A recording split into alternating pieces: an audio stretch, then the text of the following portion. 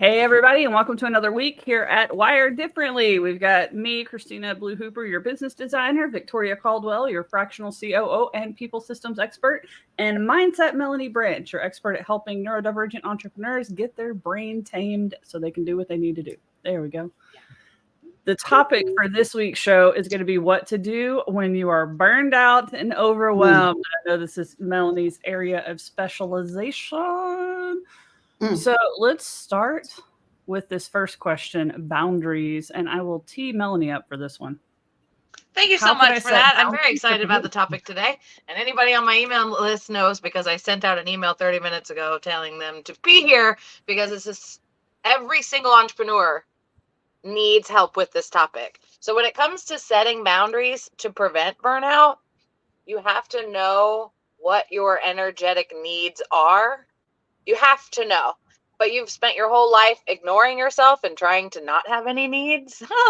So you don't know where to start. You just got to start with tracking. You just have to start writing down, how do you feel in the morning? How do you feel in the afternoon? How do you feel in the evening? That's all. You just got to write it down somewhere so that you can reflect back on it when you have a couple days, a couple of weeks worth of data, because you honestly don't even know what all you're not capable of doing. You don't know where the line is. Some stuff can take days to kick in too. Like one person I know is kind of troubleshooting their diet and stuff like that, and they're working with a doctor to figure out food allergies and inflammation and all that kind of stuff. They told her that her gluten sensitivity shows up 2 days later. That's like food dye for me and my kids. We have food dye, and I turn into a raging bitch the next day, and it makes my youngest sad. So that we say it makes me mad, it makes him sad, but it doesn't happen same day. This is why we track. Yeah, that one kind of was like an epiphany for me, a little bit of an aha moment there on just like, I would not have ever been able to trace a food allergy to 2 days ago. I don't remember what I ate 2 days ago. How would you track that down? Right, same kind of thing with burnout. It accumulates. Write it down.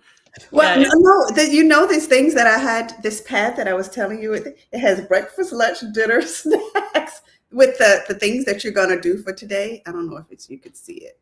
Yeah. But you list your top priorities and the thing, and it has breakfast, lunch, dinner, snacks. So you know what you did and what you ate. Yeah. Now I know a better reason to actually, because I usually don't always write in the boxes.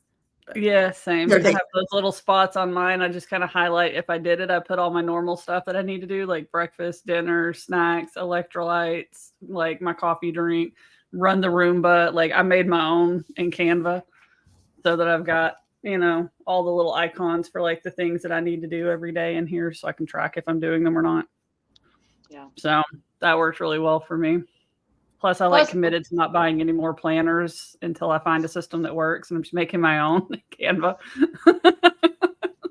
I mean, as long as you have it where you can reflect back on it. This is what I tell all my clients. I say, use the energy optimization guide that I created, but whether you print that out and you write in the actual pages, or whether you download it to your phone, or whether you have like a journal that you physically, or everybody using their iPads and their Remarkables and stuff, I just need you to write it down somewhere where you can read it back again later. Yeah. I want to take this question on a little bit of a spin too, because like Melanie's giving you the mindset tip, but Victoria, what is it with teams, right? Because our teams can help give us our time back. They can help reduce the stress and burnout, but they can also create it.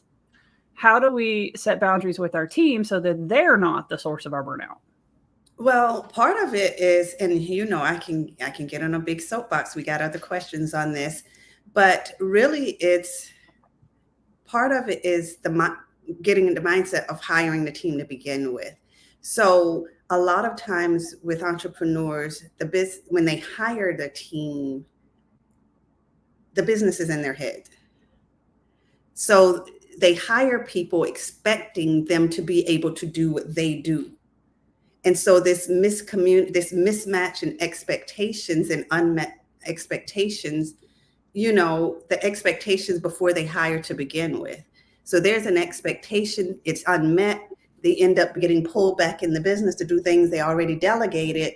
It creates that stress because now they're paying somebody and they're doing the work that they paid somebody to do, when it came out that they had not really structured the role and the training and the onboarding and the whole employee, set them up, as we say, set them up for success to begin with. And when things start breaking down, like, they're like, what's wrong with you? When they haven't been equipped, they don't understand it. Their minds might not think as quickly as you.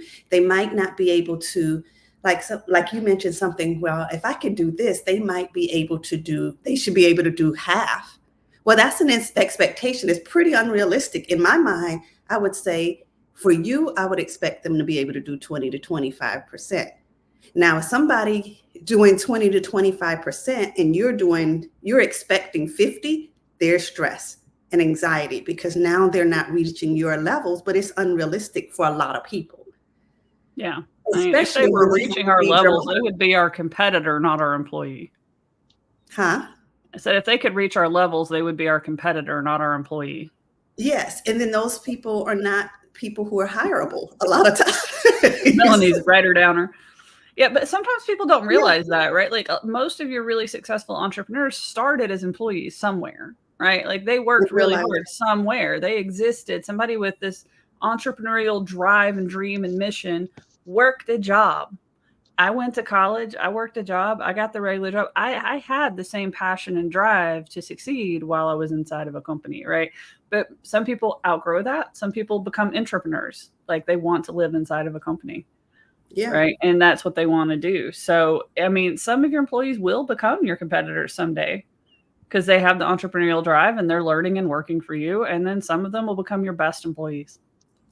Yeah. It's but when it comes to the burnout, a lot of times it's just that there's a miscommunication of what you need and a mismatch in the expectations versus what they can actually deliver at a high level. Yeah. And that's going to create that friction and stress on both ends because they're going to be like, we talk about this, all the stuff that we do so intuitively. We're like, wait a minute. Okay, this is so second nature to me, but you're like, wait a minute. How do you do this? How do you do this? And the same goes the other way. But when you've hired somebody and they're not getting it, it seems like, and every creator I've worked with do not like to repeat themselves. So I have not met one yet. And so they get frustrated and it's like, I hired you to do this. Now I'm paying you and I still have to do the work. Yeah. So spending that time up front to create a better job, to create, have realistic expectations, create a better job, create some training, spend some time getting them to understand what it is that you need, making sure that they understand that is a process in and of itself. And too many times we want to throw them into a role and expect them to just swim. Yeah. So I love that. All right, I'll take a spin on it too. When it comes to boundaries from a business design perspective, one of the biggest exercises that I have people do is to set goalposts and guardrails in 3 areas, right? Because to have success as an entrepreneur, we have 3 things that have to function in harmony: our clients, right? Our business, and ourselves. If we cannot achieve harmony between those 3 things, we're never really going to be sustainable, scalable, and successful. We need all 3 in harmony. So what I have people do is to think about what you want, what like the dream outcome, the goalpost would be in each one of those 3 areas, right? So what is a goalpost for your clients? What is their biggest, sexiest, largest dream look like? What is your biggest, sexiest, largest dream look like for you personally? And then your business, your staff, your business functioning as an entity in and of itself, what does it need in order to be happy? Right. Obviously, it needs money, profits, et cetera, happy teams, well-organized teams, well-supported teams. And then you look at the boundaries. So me personally, what will I not accept in my professional and in my personal life? What are my boundaries? What are my boundaries when it comes to my clients? What do I not want them to accept for themselves? And what kind of behavior will I not accept from them? Right. We say like people that are uncoachable, that are rude, that are, if you're going to be mean to my team, you're out. Sorry, tough, not sorry. And then looking at your business, what are your boundaries for your business? What are your boundaries when it comes to your staff? Like, what are you not going to allow for your staff? What are you not going to allow in your business? Like, I'm not going to allow my business to not be profitable, for example, because if my business is ever not profitable, it can't afford to grow. Something along those lines. So that's kind of my spin from a business design angle on how to set these boundaries to prevent that burnout. Because when we get out of harmony, we get burnt out, right? Something isn't functioning right. It starts becoming the thing that we focus on to the detriment of the other two, right? If you've got a client that's taking up a lot of your time, you end up not taking care of yourself as well or taking care of your business as well. And too much time's going to that client. And it throws the whole thing out of harmony. I'll add something to that on the clients. And this, depending on where you are in the business, sometimes in the beginning, you might not know what those boundaries are. You have to learn in the process, and that's okay. That's okay because it's a learning process. But you might get to a point where you feel like you have to take it because you need the money. And it ends up, it's not the right fit client. Yeah, it costs you so much money in the long run, time, emotional energy, all of it. Oh, and taking up so much time that you can't even serve the right fit clients. So it hasn't really done anything for you except that you violated your own boundaries, which is key. You have to respect your own boundaries before anybody else will. It's like the whole thing, you teach people how to treat you. If you continuously violate your boundaries, then you set the stage for everyone else to do the same thing. So the first thing you have to do is be very strict with yourself and in a graceful way. And the boundaries is what gives you freedom, because you're like, like I met with somebody a few weeks ago and I really wanted to help them, but I could not, it just would not be it would be great for them. Yeah, I know you agonized on that one for a couple of weeks on the best way to handle it. It was like, because normally the old me would have done it and I would have sacrificed myself, but they need help that will require so much of me, and they would be getting all of the benefit from it. And I just didn't have the time and the energy to put in that level of support. But then one thing I did, I was like, okay, here's what you do. I gave them some steps. Now, if you're not following the steps in the beginning. Yeah.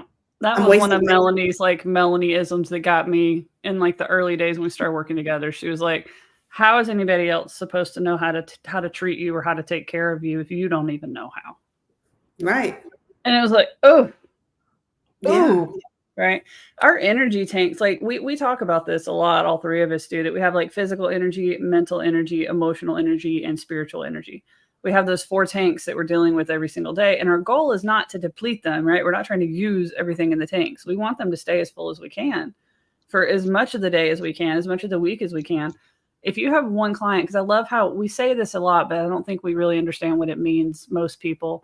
I didn't have the time and energy to devote to that, or that person took all of my time and energy, right? We take clients and projects that we think it's money. I can do it in a few hours, a few days, a few weeks. It's not going to be a lot of time. I'll make it work. I'll struggle bust through it. But what it really costs is energy. And when you lose some of that mental, emotional, physical, and spiritual energy, it doesn't come back easy, right? It's easy to lose those and it's hard to recharge them. Yeah. And the one client, if you have that one client sucking you down, you don't have the energy to put into the other areas that you need to put energy into. You're just wiped when you get done with their stuff. The energy is almost more important than the time. Yeah. Especially if you're a neurodivergent entrepreneur, we can get insane amounts of work done in a tiny amount of time. If it's something we enjoy and if we have the energy for it, we'll power through and knock some stuff out. If that person sapped 50% of my energy tank and now I can't work the rest of the day, that's costing so much more than just a little bit of time. And it's taken me a long time to understand that. That's one of those things Melanie's been beating into my head for the last year and a half, and it's starting to finally sink in a little deeper. I mean, a gas tank is really a perfect example, like a gas tank in a car, because if you completely empty a gas tank in a car, it's not good for the car. I mean, the car can recover, but it's going to take some extra work. You might have to go to the mechanic. You might get a little talking to by the mechanic, i.e. your doctor, of like, hey, this is not a good thing. And you're like, but I mean, we can put more gas in the tank, right?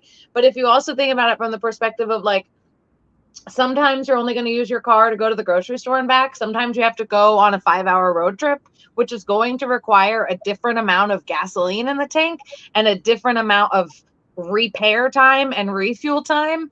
And like we always say, you know, rest is not putting your foot on the brake. It's putting gas in the tank.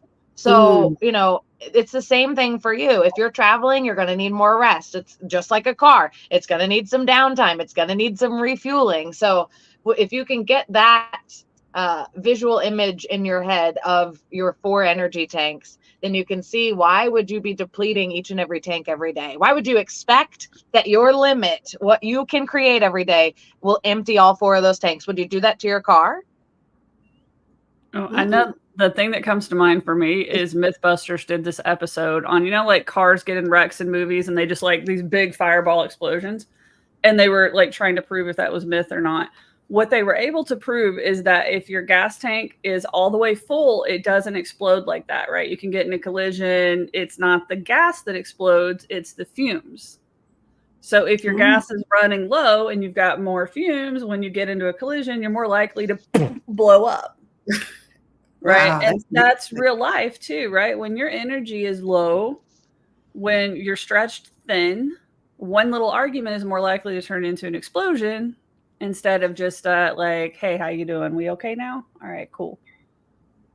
All right. You're more likely to get in fights. You're more likely to just be frazzled. You know, mommy's buttons are a little easier to push today. Right. So it's a very apt analogy. I like it. I like it. I didn't even know that. I love Mythbusters. I used to watch it a lot. It's like, wow.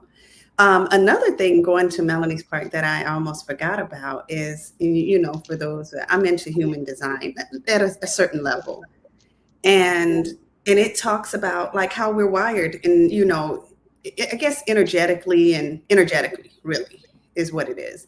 And one of the things I learned, that I'm a manifester. Now, they have the energy types and the non-energy types. The energy types are like the generators. That's 70% of the population, by the way. So they generate energy. Those are the worker bees. They generate energy just by moving, and then they might crash or whatever when their energy is low. But then there's the non-energy types. I'm a manifester, like 9-10% of the population. And then there's the other ones. We have a certain amount of energy at the start of the day, and we don't generate energy. Our energy depletes, and we have to rest. Now, if we're being treated like a generator, and especially if the leader is a generator, you expect, because, you know, people are just moving. My sister is like that. My nephew, they just move. My dad was like that. Move. I can't move like that. I don't have that type of energy. I'm not even built for that. I have this much energy and it goes down, and then I have to recharge. Whereas they're recharging while they're moving, and then they get tired. Because one of my nephews, he has to he's on 10 all the time. Yeah. He's on 10 all the time, from the time he wakes up until he crashes and burns at night. Yeah. You know, he'll crash to sleep. I can't do that. I have to wind down to get good rest. And knowing that affects how I work. So I know when my energy is, I don't judge myself, or even now I'm looking at different team members. I'm not going to set an environment that's going to be based on me? People. Yeah. I'm not going to set an environment based on that, because it's not going to be healthy for the other ones. Yeah. You know, but understanding that energy dynamic is and that's just something you're either born with or you're not. You're born with one or the other types. Yeah. And this whole society is built around generators, because it's most of the population. Those are the worker bees. Yeah. And so when you deal with somebody who's not like that, it seems like they're just not getting as much done, and they're not doing, when they can be very, very proficient in getting things done. They just have to do it within the boundaries or the way their energy works.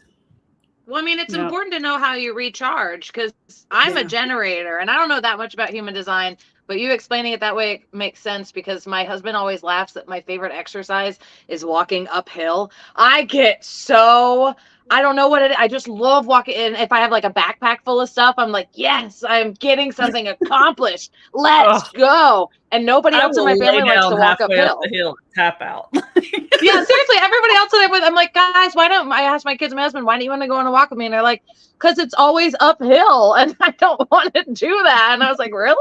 I love that part. So that makes perfect sense that would recharge me, whereas you would have to, lay down. Yeah. Wow. Oh no. David's done that to me going up hills. He gets all excited going up hills. He'll turn around and start walking backwards. He has a lot of fun just walking backwards. So he's like showing off, walking backwards up the hill full of energy. I'm like halfway up the hill, just like, you're gonna have to give me a minute. Like, you just go ahead and go up there and I'll meet you on the way back down. I'll go ahead and I'll start heading back. That's funny. I'm done. Oh yeah. I can't even imagine walking up. Nope. Oh, I think that's a good one to tee into this next conversation, though, because that is actually one of your self-care practices that works for you. That would be like nightmare fuel to me. Like, no, thank you. No, thank you.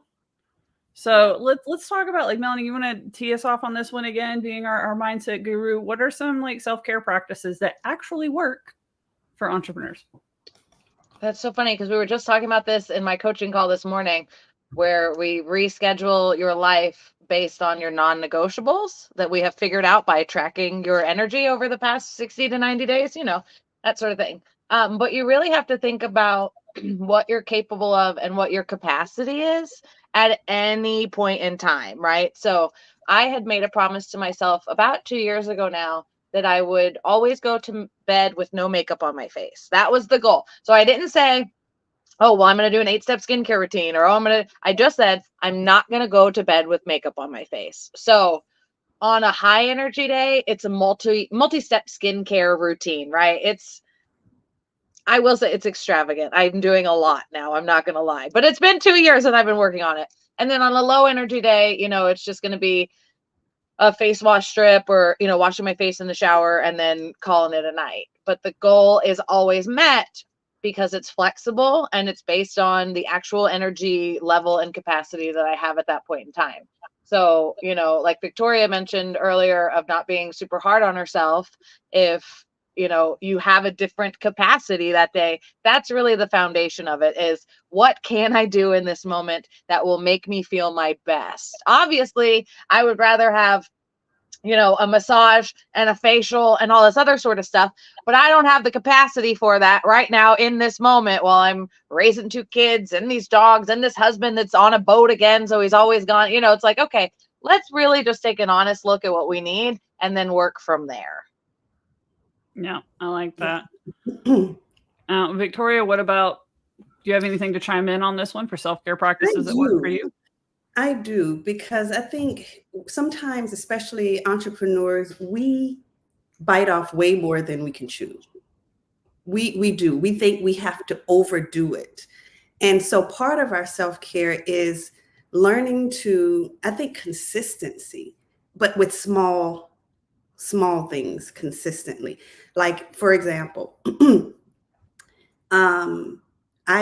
instead of, like, I started my new workout routine and going to the gym, I didn't set the goal to lose a certain amount of weight or get this. I set the goal to just be consistent. Yeah. That's it. Now the results will come from the consistency, but it was like, just go this many times a week. It's something I knew that I could be consistent with. If it was that hard, I would have been like, okay, just go once a week and get that down, and then add in another one. So these small things consistently actually builds the habit. And that's one way I take care of myself. Like Melanie, she walks consistently. She walks a lot. I'm not every walking day. But if you could take these small things consistently, not only will you get that dopamine where you feel like I've accomplished something, you also don't beat yourself up when you attach a particular goal to it and you fail or you don't reach it and then you quit. So I just shifted the whole goal to say, look, I'm just going to be consistent. Yeah. And it's something that takes care of my body. And then if I get that down to where it becomes a habit and it's something that I can't do, then I might add a little bit more and continue to do that. Yeah. And that mindset shift for me is what keeps me going. I'm going right after this call. But, it keeps me going because I don't go in the gym looking for, oh, I'm trying to get a 6-pack or a 4-pack or by this time, or I'm trying to lose this amount of weight by this time. I'm going because I want to take care of me today, tomorrow, and the next day. And it just helped. Yeah. Sustainability is a big factor. Yeah, it is. Yeah. I've seen some people say that like neurodivergents can't build habits. Like we can build routines, but we can't build habits. Something about the way that our brains work, like a habit in a neurotypical perspective is something that you can do over and over again, and you don't really have to think it through, right? Like you get up, you have your morning routines, you do them a certain way, you whatever, it becomes a habit when you don't have to think about every single step. Like what toothbrush am I using? What toothpaste am I using? What did I do this? What style am I doing my hair? Like we have to stop and think the whole way through. Neurodivergent people can build routines where we do the same kind of things consistently, but it never becomes habit. That's like subconscious autopilot mode, things like that. We just don't hit autopilot as easy. So it's like knowing that helps me really think about my routines and to your point, think about the consistency, because I'm never going to build a habit. But if I build a routine, it does start to become easier. Right. I don't have as much stress around it. I don't have as much anxiety around it. I don't have I'm not as worried about it because I've done it 100 times. Right. This same kind of thing shows up in business all the time, too. Like we're really stressed out when we make content. Well, if you make content every day for like 90 days, it's going to be a lot less stressful by the end of it, but you're still going to have to think it through. It's still going to be complicated. It's still going to be time consuming, but you're not going to be as anxious about it. That's about the biggest thing that changes over time with consistency. But that's important, right? And not following the shiny things everybody else has to do. Like every entrepreneur out there says that they have all this success with these early morning routines. I will never be successful with an early morning routine. That is not how my clock is wired. I have tried to force myself into it. I've had years in my life where I had to get up at 5 a.m. to go to work. Like I can do it, but I get burned out easy. It's not my happy place. Slow mornings is a huge part of my self-care now. Huge part. I get up somewhere between like 8 or 9 o'clock on my own, naturally. I try not to set alarms unless I have to. And I don't really people before 10. That means I have time. Like even if I were to wake up late, if I had a meeting at 10 o'clock and I get up at 9:30, I refuse to rush. Yeah. I'm just going to keep moving through the pace, right? We'll cut out some things that need to happen, but we're not going to be like, holy crap, it's 9:30. I got to be on 30. Like, I'm not going to do that. I'm not going to introduce chaos in my morning because if I do, it sets a tone for the whole rest of the day. Yeah. Yeah, it really does. And like, that's been a huge part of my self-care is it doesn't matter if I have to get ready in 10 minutes or if I have 2 hours, we're not going to have a chaotic morning routine. And I stay up late, right? Some people are like, I really like my early morning. The house is quiet. Not everybody's awake yet. And it works great for them. I get that at night. Yeah. I do that at night before bed. Something for chaos. You also have to minimize your contact with people who drain your energy. Oh, yeah. Yeah. That chaotic energy that sucks every bit of, I can't do it. That high strung, anxious energy. I don't know how they live with it, but I can't tolerate it for more than a few minutes. That takes my battery all the way down. Yeah. That's the addicted to stress. That's where they get all of their body is used to a certain amount of stress, a certain level. And I learned this from Melanie, so I'm regurgitating Melanie's stuff here, but like your body. She's sitting there proud too. Like, look. Yeah. And I mean, that was a huge one because I used to exist like that all the time. I was in constant panic. And like, even my husband sometimes is like, why are you not as like stressed out about this right now? And I'm like, I've done everything I can do about it. I'm doing everything I can do. So there's nothing else left for me at this moment to worry about. It's out of your control. Yeah. Like I've done everything I can do, or the things that I could do would make it worse. So we're just gonna keep moving on with life. Like, I'm a lot calmer now than I used to be. I used to exist very high strung, and it was the only way I knew how to function. It was my motivator. Like that stress and that, like, oh my God, if I don't get this done, if I don't, that was the thing that was pushing me. Yeah. And the thing and is, then if you let that go, you don't have anything to push you. So like I had a while where I was just sitting there and like I didn't like, what do I do? Like as I started working through this with Melanie, and we call it the tiger chasing you. And there's a point where the tiger stops chasing you and now you stop running and you're like, I don't know where to go now. Yeah. It's like you've just been sitting here running through this maze for years and years and years with that tiger chasing you, and then he just disappears and you're like, where do I? That sucks the life out of the people around you, though. It really, like, self-care, and you know, because I work with leaders who are like that. Mm-hmm. The entire teams are drained.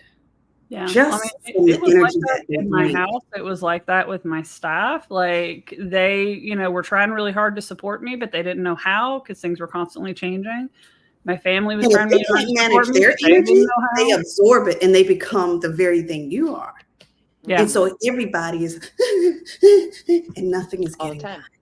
Yeah. It's like once I calmed me, the whole shift in my entire house changed. It was like me starting to do self-care gave everybody else permission to slow down and look at their own self-care.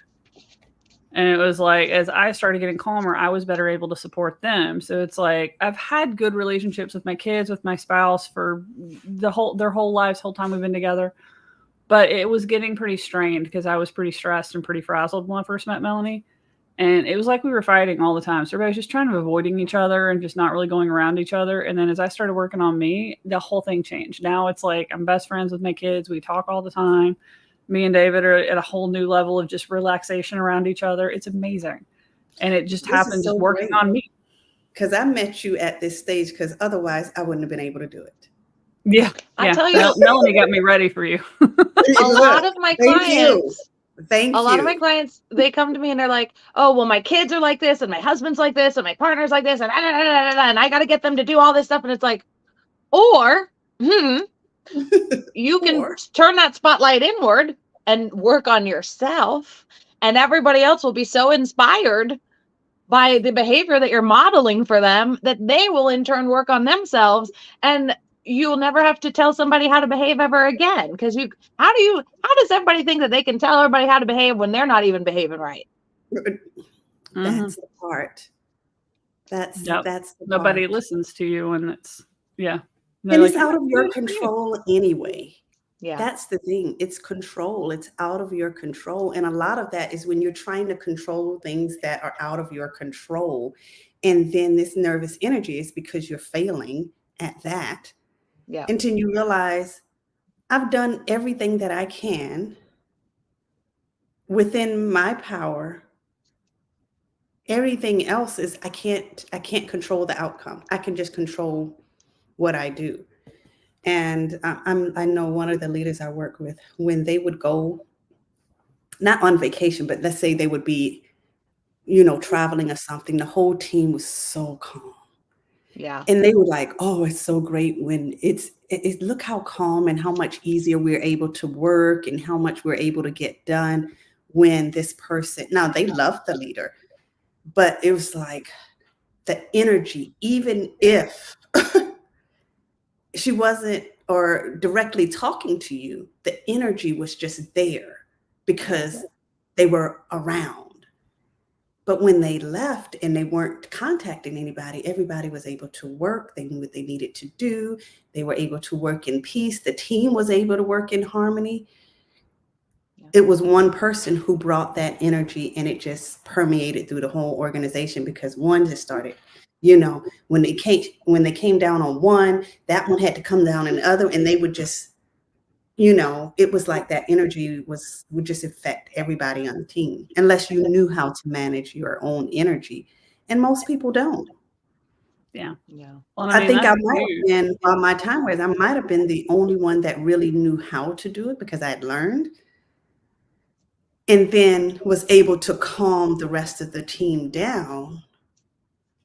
Yeah. And that's some of your best leaders. They come with that energy that can calm down a room, right? Like, I mean, if you think about, if you've ever had the privilege of working with or for somebody who has that kind of Victoria energy that can just walk into a room and just calm the whole room when they walk in, that's a sign of a really strong leader. They've worked on themselves, and that shows, right? Like what you're saying, you're able to maintain your own energy when a chaos energy ball comes at you and you don't get into it. And I never really understood what that meant until I worked on my own energy with Melanie. And like, I remember the first time it happened, like a normal thing, like I told you, me and David had gotten where we were kind of like snipping at each other all the time, like not full blown fights, but just like little snips all the time. And then I started working on myself. And then one of these arguments started popping up again that just would have been like, and I didn't man back. Right. He's gearing up and and I'm like, okay, what can I do to support you in this moment? And he just, what? Like this whole thing, you know, we had gotten so used to this normal little and it, you know, started and then boop, came back down.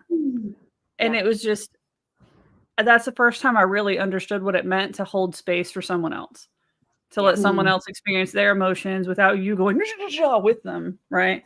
And it's like, as a leader, I think that's essential because your team's going to have a good day or a bad day. Your clients are going to have a good day and a bad day, and you're going to have to be there to support them when that happens. And if your energy matches theirs, that little energetic domino of fuckery just starts happening, and it's not great. Yeah. No. And if we can turn it back around and then leave it, most likely going to match yours. Because if you bring that energy and you're looking at that in the team, they're getting it from you. Most likely. Yeah. They're getting that energy from you. And you're like, what's wrong with them? I'm going to cue our next question up because I think a lot of the stuff we're talking about when we tell people like, that sounds really good. That sounds really good. But I don't have time. Yeah. To right now what I do every day. I don't have time to work on my energy. I'm already behind.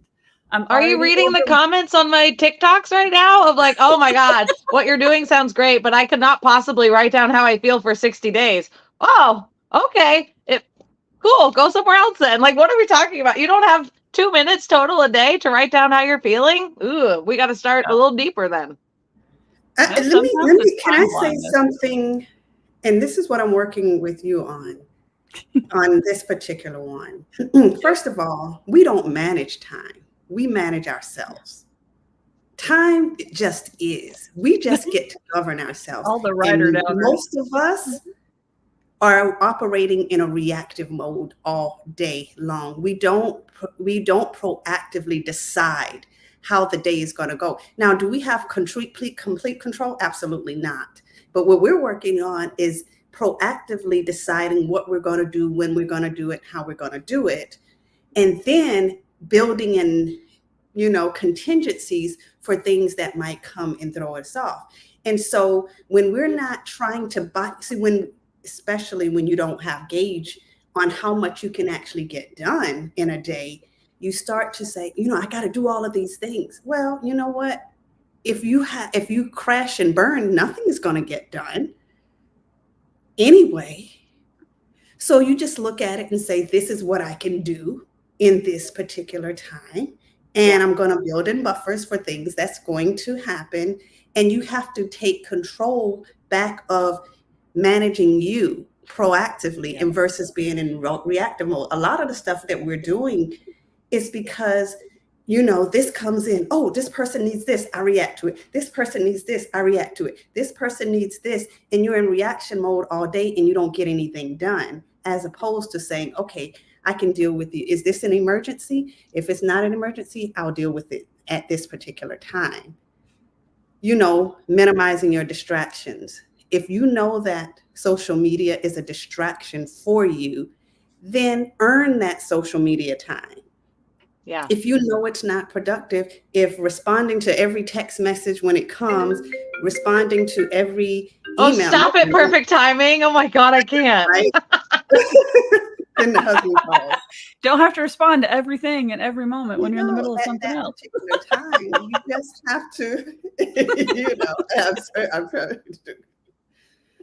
And, once you start being proactive about organizing your days and your weeks and your months and whatever, it's to the best of your ability, you start realizing how much time you were giving away and people controlling your time versus you managing yourself.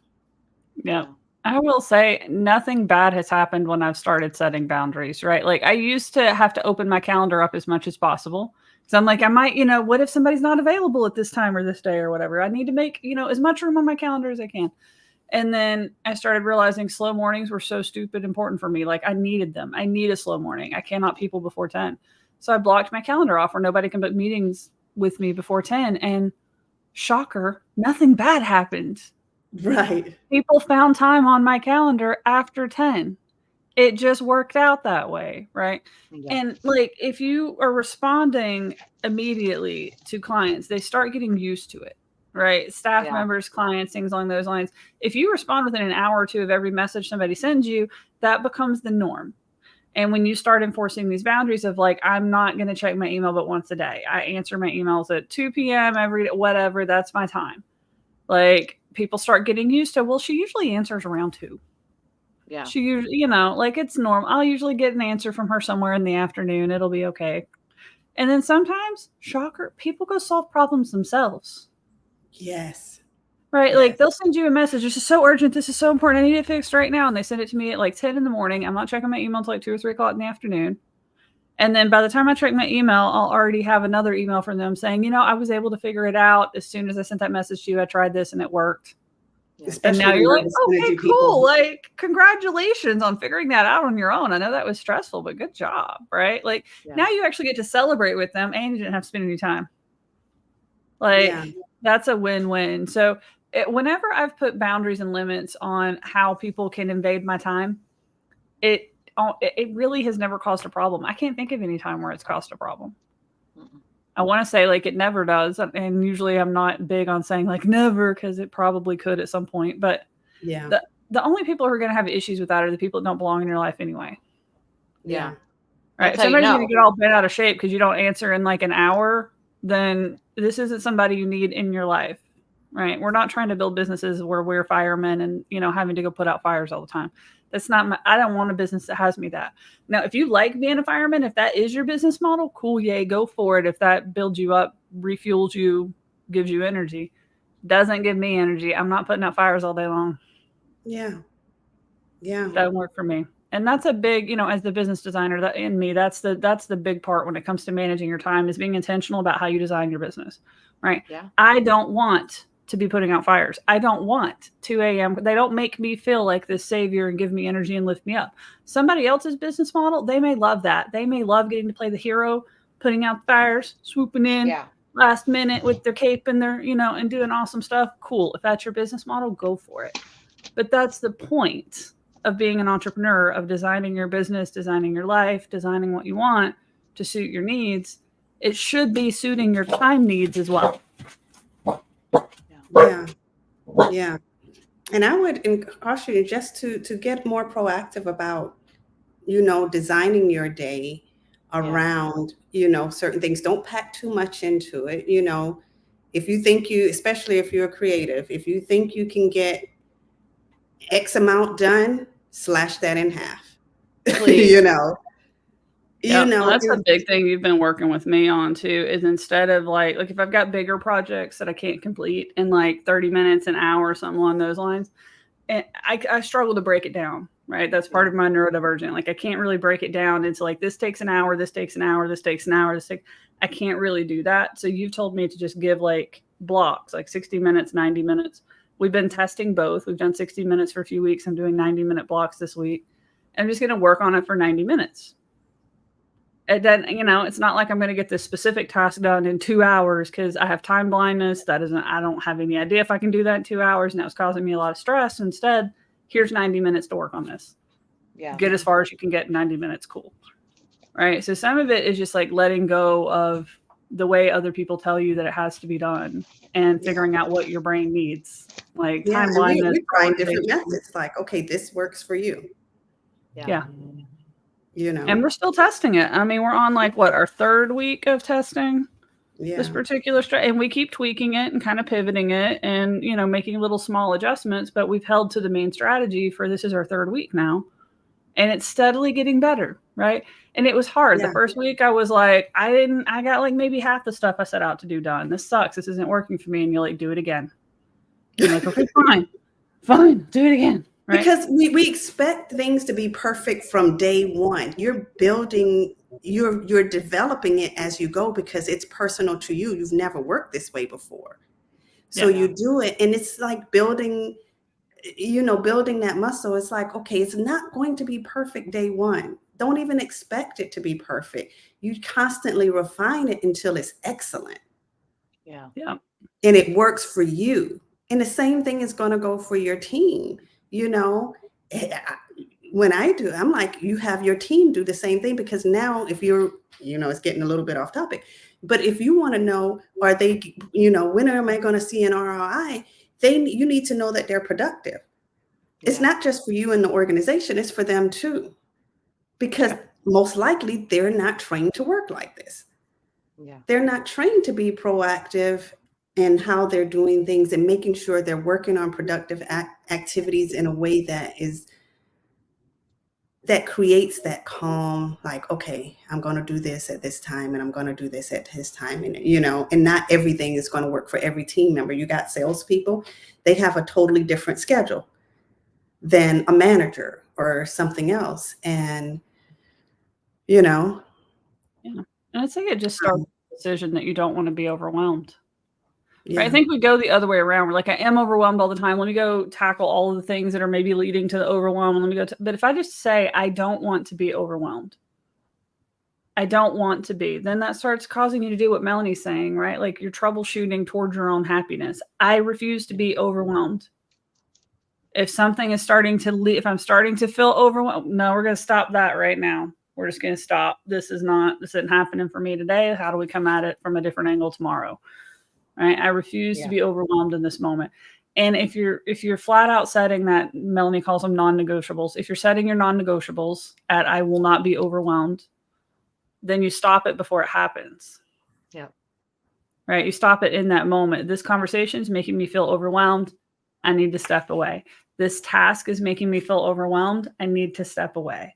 Right? We're in a business, we're an entrepreneur because we want to have control over our time and control over what we do. Doesn't mean you can step away indefinitely. There are things you have to do.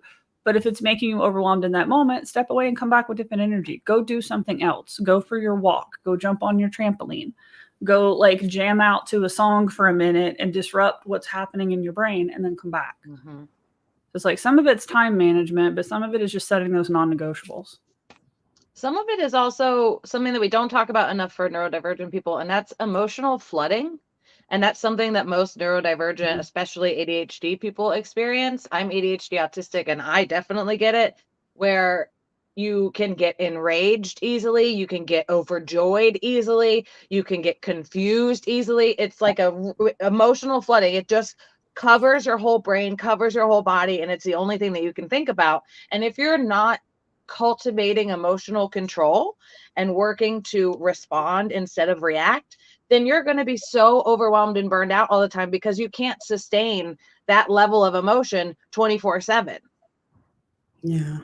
It's just not possible. I love that that's like saying you can go jump waves in the ocean for the entire day and not need to go home and, you know, sleep it off. Like it's just, you're not physically able to sustain it. So you got to figure out how to say, okay, that really made me angry, or okay, that really made me sad, or okay, that really made me happy. Like I had to learn a few years ago that I cannot sustain the amount of excitement and joy that I get before, you know, we go to the fair or before some big event that I really was looking forward to. I will squeal and jump and be so excited that by the time I get to the thing, I'm tired. I'm exhausted. So you really have to learn how to, you know, manage that and how to, pace yourself. That's the word I was looking for. You really got to learn how to pace your emotions so that you're not just running on unsustainable, you know? Yeah. Yeah. For sure. I love that you put happy and sad in that, because like it's both, right? Like when we're overwhelmed, sometimes we can be overwhelmed with positive emotions, good emotions, right? Hang like out with me for a day. I mean, if you had something really good happen in your business, you closed a good deal, you're excited and energetic for a while, and then you crash. Yep.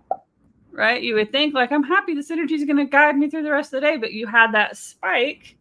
You used up some of your physical and emotional tanks, right? That doesn't refuel them. You spent from those tanks in that joy and excitement and the partying. And so now you have to recover, right? You still have to refuel your tanks. I love, when I used to do business networking events, and all of the time and energy, and I enjoyed it. It was stressful leading up to it. And one of my friends said something. She was just like, like the way you are. She didn't say it exact this way. She said, but you after the event, you have to decompress for 6 months. You do. And it's a positive, it's a happy, I mean, everything went well after the fact, after it's gone. But then I'm like, and this was before I knew anything about my energy types, but I literally had to decompress for 6 months is probably exaggeration, but it was a while. Yeah. I know, like, I wouldn't want to go to another event for at least a month or two, usually. Like, especially if I go to a big one, like, TNC that I went to in January. I don't want to go to another one for a couple months. Yeah. So, I mean, it is probably like a month, 2 months to just fully. Yeah. And it was good. It was great. I was doing stuff, but like my routine's different. My food's different. My space is different. My schedule's different. My sleep is different. And like, even though I was having fun, it changed my day to day for like a whole week. And then I had to like readjust, and it can take a couple weeks to get back on schedule, get my body like back on the foods it's used to and the beverages it's used to, especially now that I've optimized my home routine so much, being gone for a week, even taking bits and pieces of my routine with me and bits and pieces of like my electrolytes and taking that stuff. It's still for about a week. That's a big thing for neurodivergence, Yeah. That's it. I think the level of drain is higher than non-neurodivergence. Like, and especially if you've got the combo, like the ADHD autism, right? Because it's like the autism likes the sameness, but the ADHD likes the new, exciting, fun stuff. So it's like you get really excited about it, but then the autism's like, but we need to recover. Go get your weighted blanket and let's go sit on the couch and watch a show for an hour.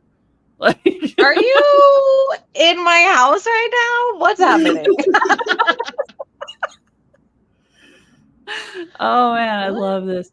Now, I want to queue up one of our next questions because we probably only got time for one more, but this is a really good one, because I know, especially me in particular, I encounter this one a lot. When people come to a business designer, it's for one of a few reasons, and none of them it's because they're succeeding. Right.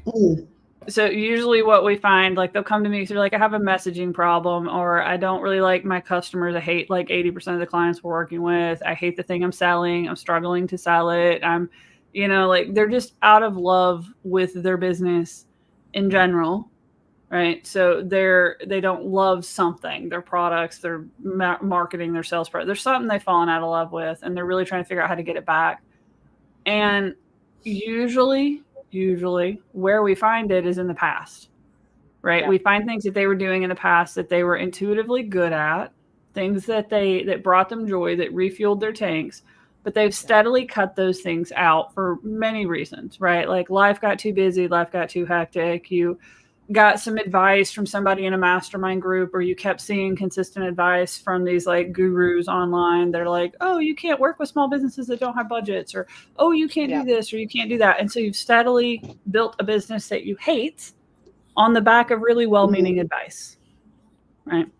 So what we kind of have to do is go back to the drawing board.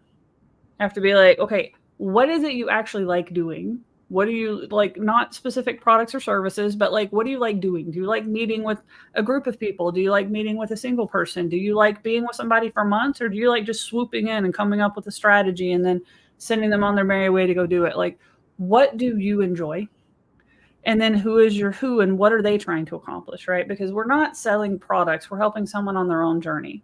Somebody out there is trying to go from A to B to C to D to Z, and there's something that we can help with. We step in and we say, like, if I step in at B, I can help you get to C faster, easier, more successfully because of X, like I can do this, have this experience, have this, and this. And that is kind of the foundation for business design. That intersection of this is what I like doing, this is what somebody else is trying to do, and this is how those two things can come together and help them get where they need to go faster, easier, and more successfully. Right? So it's like a very big generalization, but where we get our passion is when we see the things we're trying to do work. Right? Yeah. Like if you're sitting here trying to bake a blueberry muffin recipe and it fails time after time after time after time after time, you're eventually going to get really freaking tired of cooking blueberry muffins, right? Yeah. You're going to hate it. You're not going to want to ever see a blueberry muffin ever again. It needs to go away. You can't do this anymore. But when you make the delicious blueberry muffins, when you get it right, when you give them to your kids, when you give them to your spouse, when you give them to some, and they're just like, this is the best thing I've ever eaten. Now, all of a sudden, you want to get up and make blueberry muffins every day until you're sick of them. Right? Like we're all about the blueberry muffins. So when you're doing things in your business that is working, that is getting people joy, that is getting people success, you get joy back from that. So if you're not happy with your business, you're either selling the wrong thing to the wrong clients or something that doesn't work for you, right? We have to fix those things. So that's kind of my soapbox for that. Melanie, let's tee you up. What do you think? I mean, your passion, first of all, doesn't have to be compared to the world. I have a client, we were just talking about this morning, where she had to figure out what was fun. So for the past 4 weeks, I keep messaging her saying, what have you done for fun? And she finally went, I reorganized my kitchen pantry and did some decor stuff in blah, blah, blah room. She's got a big, like 4-story townhouse. So there's all sorts of stuff going on. She goes, so I know most people wouldn't call that fun. And right then and there, I had to stop her. And I said, did I ask about most people? Am I dumb? Do I not know what most people do? Do you have to tell me what most people, do you know what most, no. So let's stop wasting our time and energy there. Why don't you tell me what you found fun and let me assume what other people think? So I think when we can step out of that, thought loop that we have of like, well, this probably doesn't make sense to everybody. Or you see it a lot of times with content creators when they're like, well, I went viral. Well, I mean, viral for me. I don't know if it's viral for everybody. I don't care what's for everybody. I asked about you. I want to know about you. So really unjudgingly and uncritically looking at what it is that you really do like. And, it's the same thing for wellness and getting people, entrepreneurs, to be full of vitality. You can ask them to look back on their life. What was their most best feeling, like eras that they had? And the one thing that they all have in common is that they were exercising regularly during that time. If you were exercising regularly, you're going to remember it fondly because your brain and your body benefit tremendously from regular exercise, whether it's walking, the gym, I don't care what you do. But every single person that I talked to that said, oh, well, it was when I was, waiting tables and I was walking 30,000 steps a day. Oh, you don't say. Are you walking now? No. Okay. Well, let's reconnect you with that and make it happen.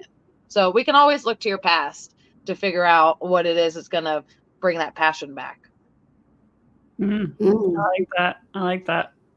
I like that. And you know what? A lot of the times these are women, right, who are so used to dealing with everyone else and not ourselves. So it's harder to reconnect because we've been doing for everyone else for so long. But when you said that, I was like, yeah, that's probably harder for women to get back to that, because men just, if they don't want it, they ain't doing it for the most part. Yeah. But I'm all about finding your flow, and that's pretty much why I start with getting you in flow. When I start, whether it's with a team member or an entrepreneur, it's like, what in the flow state is that heightened sense of energy that just lights you up. Getting back to finding out what that is. Yeah. And then what are the things that are taking you out of flow? What gets you in flow? What is your flow? And that's a longer discussion, and I know we're about out of time. But the second thing is attaching some meaning and purpose to it, because we have two sets of entrepreneurs, two different focuses. Usually in the earlier, it's like, I need to make money, I need to make money, I need to make money. But when they get to a certain stage of success, they realize, wait a minute, I got everything, but I'm still unfulfilled. Yeah.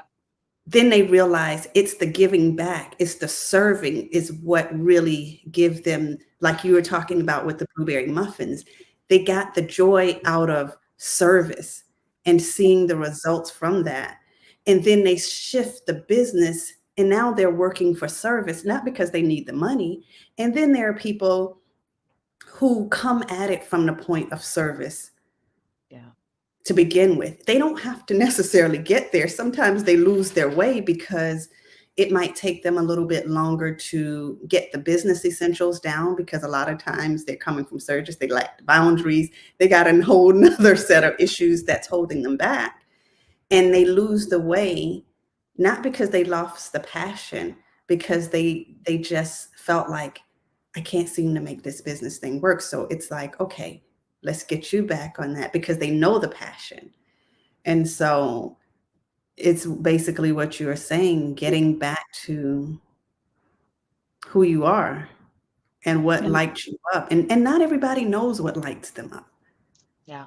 Yeah. That's the kicker, really, because sometimes it's a discovery process. Now, if you had it at one point, you're golden, because you know you have a point. And then someone like, I just don't know. I'm just doing what I need to do to live and to survive. Yeah. And that's when it takes a little bit more time. But if you're just reigniting, that means it was there at some point. Yeah. Yeah. I mean, if it wasn't there, then you need to go figure out where the joy in your life happened at some point, right? And all of your happiness isn't supposed to come from your business. If it does, you're in trouble, right? Yep. Because at some point your business is going to get boring. It needs to. Your business needs to get boring in order for it to grow, because what's boring to us is repetition and sameness. If our businesses aren't repetitive, if they're not delivering the same result for every single client, right? We promised this, we need to achieve this most of the time. That means assembly line type stuff. It means that we have to do the same kind of things consistently, repeatedly, and that will get boring. We have to get our fun from somewhere else. Most of us have spent so much time in our businesses that we forgot how to have fun outside of them. And if we can't find that again, we're going to turn around and sabotage our business. I know I've done this so many times myself. I'm going to keep sabotaging businesses because I didn't know where to find my fun. So I had to start finding it again. I had to start figuring out what was fun. And I think something that Melanie said earlier kind of gave me a little bit of an aha moment. Like, you were happiest when you were waiting tables for some people, right? And that was because you were walking and exercising. I hated waiting tables. I hated working in restaurants. So I forget that there were things I enjoyed about it. That movement, that exercise, that, being challenged, being able to kind of keep running, to have to, have all these different, things I had to remember and different people I had to, take care of, and having regulars that would come back because I did a good job. Like, there were parts I enjoyed. Yeah. And when we're looking at how do we find passion in our business and how do we find passion in our lives, we have to remember the parts we enjoyed. I actually liked getting to meet a bunch of different people. When I was working at Cracker Barrel, we had travelers all the time. I got to meet people from all over the country that were traveling around, or from all over the world that were traveling around. Yeah. And you stop at Cracker Barrels because there's one on most interstate exits in the United States. So I got to meet a lot of really fun people. And it was fun. Right. And that was one of the first times I realized, honestly, early signs of neurodivergence, that I would copy people's, accents. Accents. I would copy people's accents. And it's like, I learned that at Cracker Barrel. I noticed that I was doing that because somebody pointed it out. I had a table of Southerners, like extreme Southern accent and extreme Northern accent, like Boston and like Mississippi Delta, sitting next to each other. And I was going back and forth and sharing their accents. And one of them caught me doing it. And they're like, "Where are you from? Mm-hmm. Your accent keeps changing." I'm like, "I don't know. Like, here." Where are you from? That's what I used to always say to people. Where are you from? So it's like, there was joy, there was stuff, right? Like, so you may have experiences even now in your business. There's things you're selling that you're like, I hate what I'm selling. I hate where I'm selling it to. I hate my marketing. I hate my sales process. There's probably pieces of it you do like. Yeah. And if we can focus on those and start building that out, and then, working with somebody like Melanie to figure out where your joy is, working with somebody like me to redesign your business, or working with somebody like Victoria to start delegating the parts out, right? Like building team members that can take over the parts that you don't like. Because for somebody else, that's their happy place. And if you can find the person that finds their joy in that, they're going to do it better than you. Why would you not want that? Yeah. Right? Yeah. Like, I'm going to help your mindset or building their team, but y'all two eat that up. like all day long. Enjoy. Yeah, which I mean, that's another discussion. But my whole thing is get them in flow, get yourself in flow, and get the team in flow. They're gonna be lit up doing the work, and it's for them. Yeah. They're happy, and that you benefit from it because all of that you don't have to micromanage, you don't have to do all of this stuff. They're gonna figure it out. Yeah. I mean, of course they need, that's another discussion. Of course they need some guidance, but they're going to they're just going to be lit up just like, oh, I love this. Yeah. Yeah. Like my kid loves doing video editing. I can't stand it. I can do it. I can edit videos. I can make them look okay, but it is so boring. There's nothing like sitting here waiting on something to render. He thinks that's great. He sits here and builds up videos, edits them. It's fantastic. You got to get good at being happy and fulfilled because it's not going to happen with the arrival of some milestone. Every entrepreneur is like, oh, right. Well, I can have fun when I hit 20K months or 100K months or whatever that number is. But that number is going to come and go. And if you don't know how to enjoy yourself right now with what you have, why do you think you're going to enjoy yourself at that point? You're not. Or it's going to be like 5 minutes. You're like, Ray! Now what? And then the next thing, go, go, go. Yeah. So get good at enjoying yourself and everything else will fall into place. The journey is what I'm after. Yeah. The journey is the destination. I saw that on the quote the other day and I love it. I'm enjoying going to the gym because I know it's taking care of my body and I get in there and I got my ideas flowing and I'm like, okay, what am I going to do this while I'm taking care of my body? And then I get stuff done there that I don't want to have to take the time to do over here. It's the journey. Enjoy the process. Yeah. Yay, what a good show.